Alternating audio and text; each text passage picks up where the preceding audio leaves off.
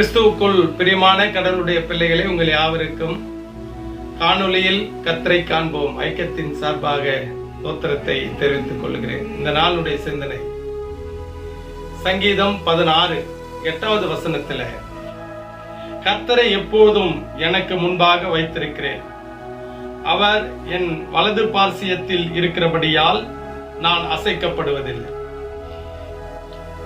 கர்த்தரை நம்முடைய வாழ்க்கைக்கு முன்பாக அவரை வைத்துக் கொள்ள வேண்டும்.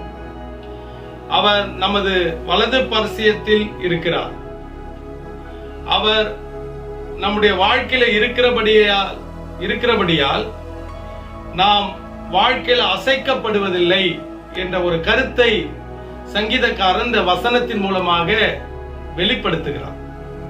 அநேக கிறிஸ்தவர்கள் கார் போன்ற வாகனங்களிலே சிலுவையை வைத்துக் கொள்வது, வசனத்தை எழுதி வைப்பது, இயேசு கிறிஸ்துவினுடைய உருவத்தை வைப்பது, இதெல்லாம் ஆண்டவரை நாம் முன்பாக வைத்திருக்கிறோம் என்று எண்ணிக்கொள்கிறார்கள்.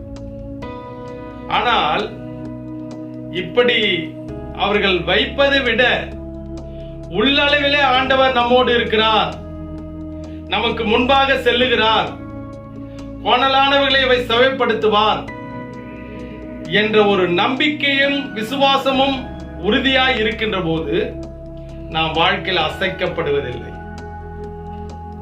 அதனால்தான் இந்த சங்கீதக்காரன், கர்த்தரை நீங்க முன்பாக வைத்துக் கொள்ளுங்கள், வாழ்க்கையில உள்ளத்திலே இல்லத்திலே அவர் எப்பொழுதும் நம்மோடு இருக்க வேண்டும் என்ற வார்த்தை நமக்கு ஒரு உற்சாகத்தை தருகின்ற வார்த்தையாக இது அமைகிறது.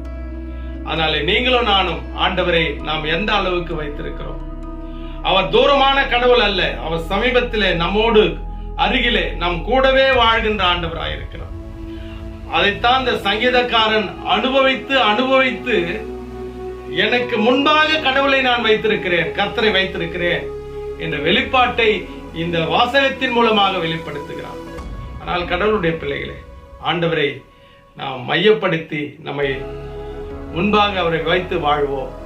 அது நமக்கு ஆசீர்வாதத்தையும், எப்பேற்பட்ட உபத்திரவங்களும் பாடுகள் வந்தாலும் நாம் அசைக்கப்பட மாட்டோம் என்ற இந்த வார்த்தையின்படி நாம் நிலைத்திருப்போம். நீ விசுவாசித்தால் தேவனுடைய மகிமையை காண்பீர்கள். ஆமென்.